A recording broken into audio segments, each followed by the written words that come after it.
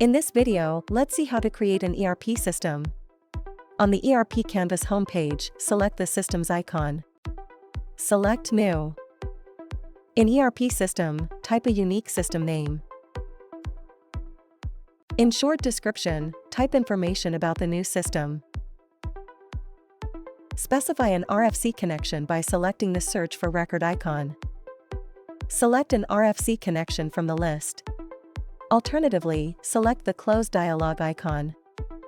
Specify an HTTP connection by selecting the Search for Record icon. Select an HTTP connection from the list.